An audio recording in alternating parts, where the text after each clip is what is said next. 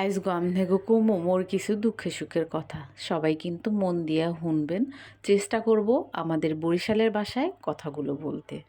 Hello everyone, আসসালামু আলাইকুম। চলে আসলাম ছোট একটা ব্লগ নিয়ে। দূরে এবং কাছে যারা দেখবেন, দেখার শুরুতে কিন্তু একটা করে লাইক দিয়ে দিবেন, সাপোর্ট করে সাথে থাকবেন।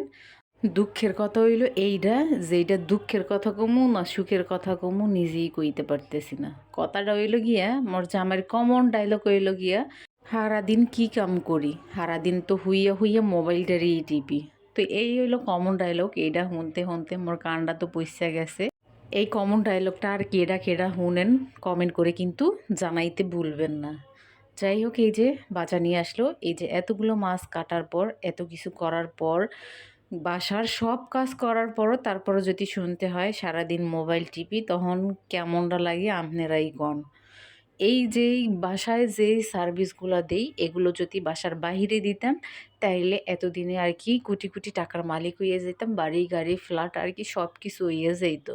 কিন্তু এই সংসারের পিছনে দিয়ে তো কোনো কিছুই হইতে আসে না, খালি বদনাম হইতেছে কি, হুইয়া হুইয়া খালি মোবাইল টিপি, আর কোনো কাম করি না। কিন্তু এই সার্ভিস যদি মই বাহিরে দিতাম, তাইলে ঠ্যাংয়ের উপরে ঠ্যাং হালাইয়া আরামে খাইতাম।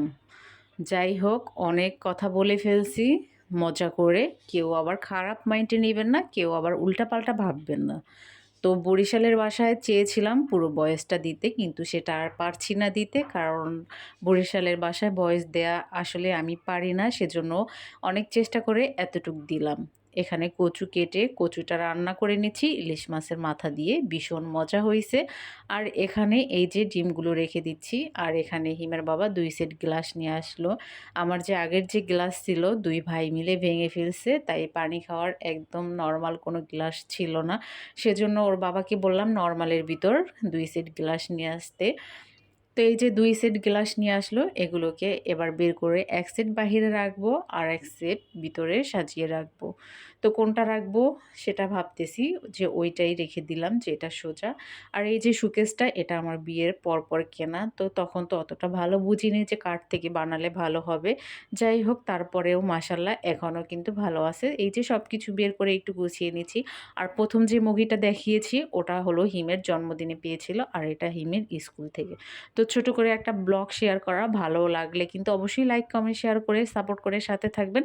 আর কেমন লেগেছে অবশ্যই কিন্তু কমেন্ট করে জানাতে ভুলবেন না। আমি আবারও বলছি, কথাগুলো কিন্তু আমি ফান করে বলেছি। যাই হোক, এত সময় ধৈর্য ধরে পুরো ভিডিওটি দেখার জন্য অসংখ্য ধন্যবাদ। আজকের মতো বিদায় নিয়ে নিচ্ছি। আল্লাহ হাফেজ।